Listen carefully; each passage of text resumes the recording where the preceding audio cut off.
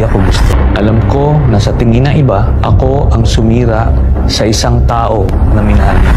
Sampalin ko siya sa publiko. Ngayon na. Isang pinuno na binigyan ninyo ng tiwala. I am now your enemy and you have to be out. Kaya narito ako dahil sa bayanan.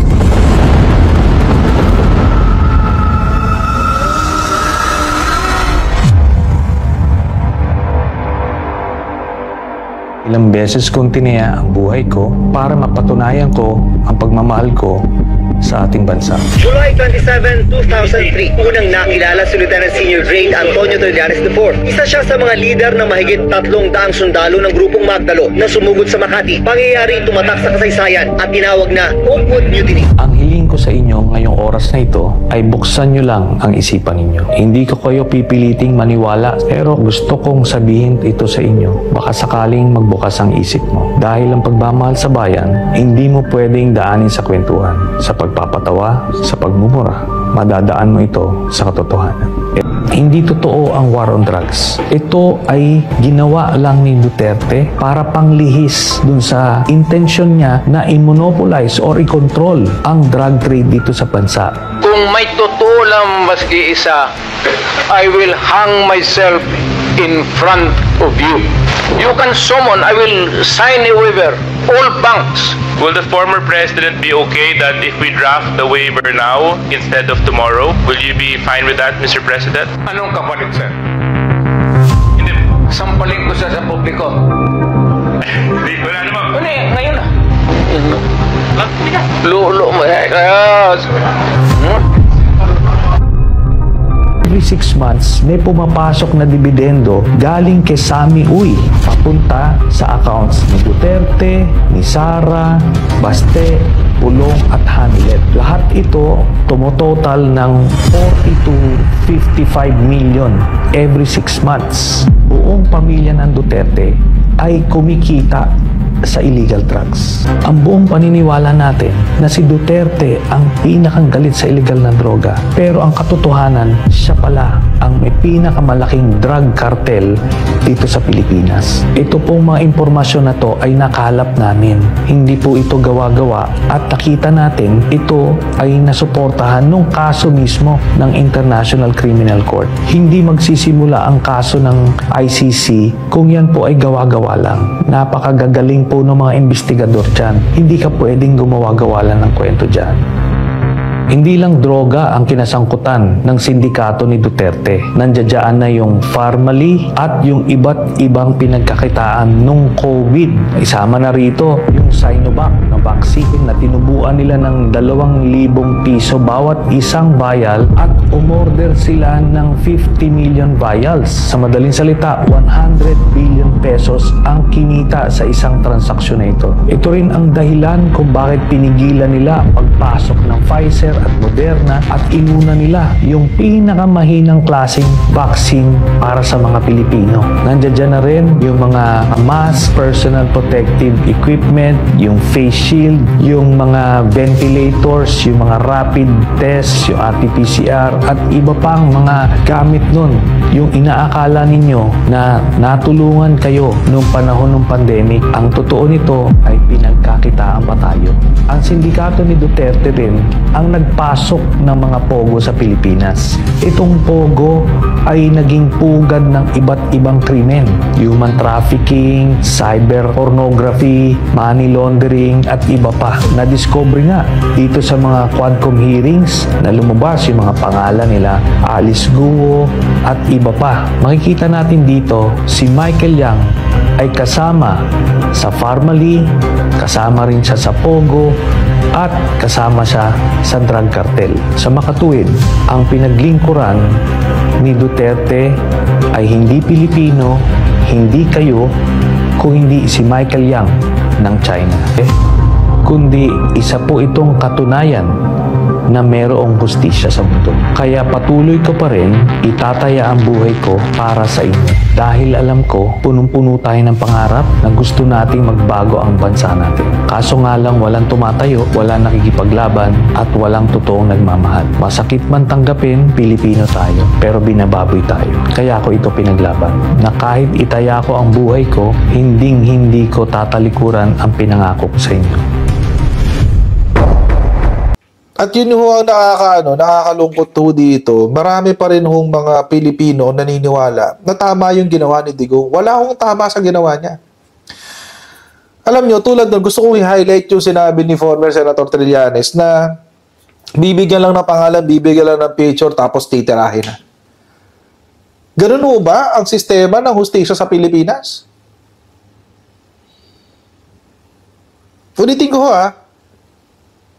Bibigyan ka lang ng picture, bibigyan ka ng pangalan, bibigyan ka ng address, tapos titirahin mo na. Na mga pulis ha, na mga pulis. Kailan pa naging warrant ang picture?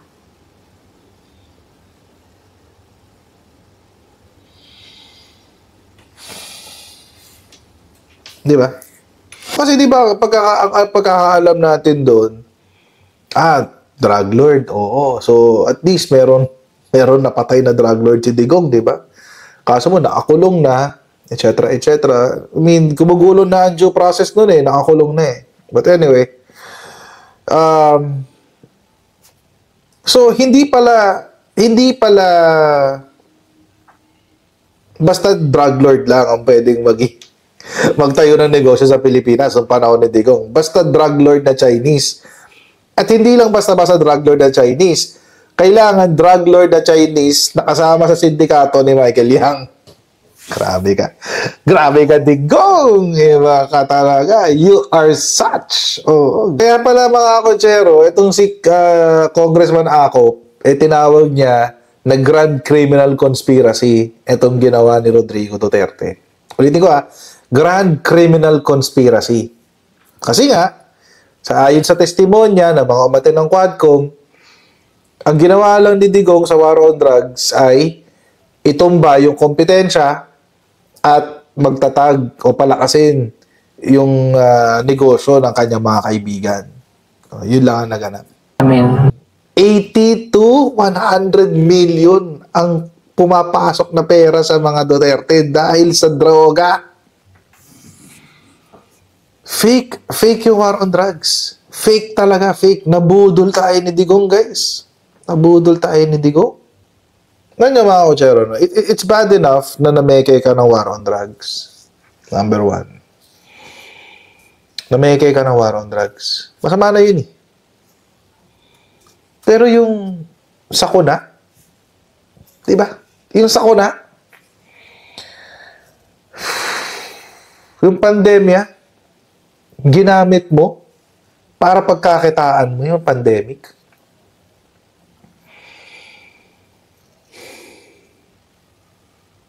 May mali doon.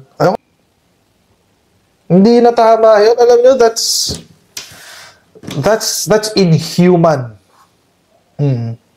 Habang maraming mga doktor ang nagsisipagmatayan, habang marami ang mga Pilipinong namamatay, habang maraming mga nurse, mga medical practitioners, ang hindi makauwi sa kanilang mga bahay dahil sila ay 24/7 nasa ospital. Habang nagsasakripisyo ang buong Pilipino, itong si Rodrigo Duterte, kasama ng mga kasabwat niya dyan sa Parmali, si Michael Yang at iba pa, si Duque, kasama rin dyan si Duque, nagpapakasasa, 2,000 daw kada vial, 50 million vials ang in-order. Kaya pala hindi inuna si Pfizer.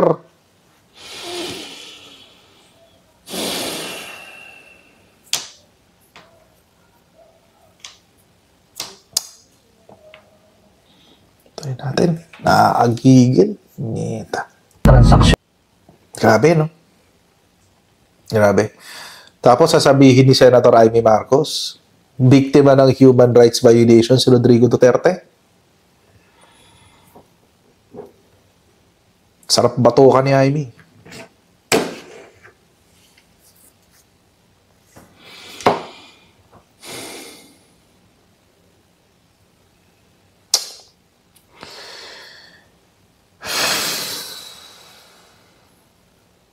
Ewan ko lang.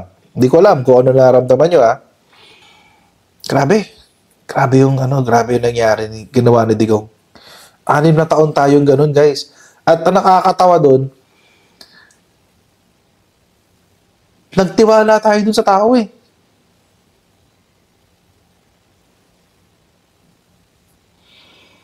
At hanggang ngayon, may mga nabubudol pa rin si Rodrigo Duterte. Hanggang ngayon, may mga nabubudol pa rin siya.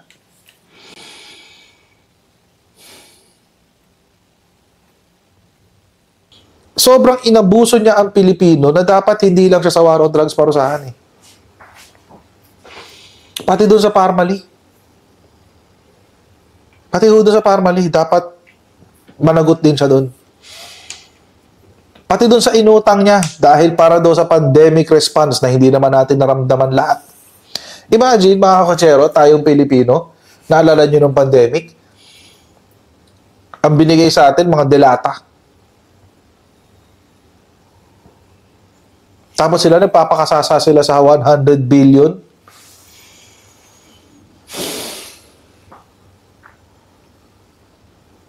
Ang daming hirap na hirap ng mga Pilipino noon.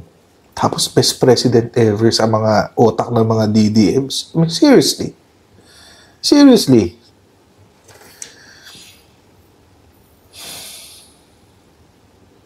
Oh, 61% daw naniniwala na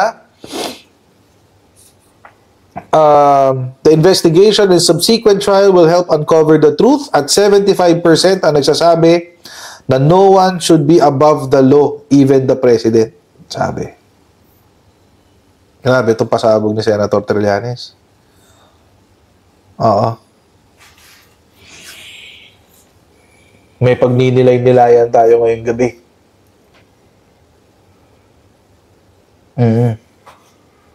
Kasi alam nyo, mga kotsero, itong kaso ni Rodrigo Duterte is a defining moment for every Filipino. Alam nyo kung bakit? Dito ho natin malalaman kung sino ho ba talaga ang tunay na mga matatalinong Pilipino. Kasi ang matalinong Pilipino, mga kotsero, kahit alam niya nagkamali siya, itatama niya yung kanyang pagkakamali. So kung ma-realize na isang ng taong matalinong Pilipino na nagkamali siya sa pananaw niya kay Rodrigo Duterte at ipipilit niyang itama ito, yun, matalino siya. Pero kung paninindigan niya yung kasinungalingan na sinaksak sa bagang niya simula nung umupo si Rodrigo Duterte, hindi yung matalino yung taong yun. Hindi yung matalino yung taong yun. At kailangan nang mag-reflect, mag-introspect, at alamin ano ba talagang mahalaga sa kanyang buhay. Si Rodrigo Duterte ba? O yung kanyang moral? Tulad ho ng palagi kong sinasabi, kapag ikaw po ay naging DDS, 3 po ang nawawala sa'yo. Common sense, logic, at moral. Yan po nawawala sa'yo. So, kung ikaw ay DDS pa rin hanggang ngayon, most probably kailangan mo magnilay-nilay. Magnilay-nilay ka. At pag-isipan mo, tama pa ba yung pagsuporta kay Rodrigo Duterte?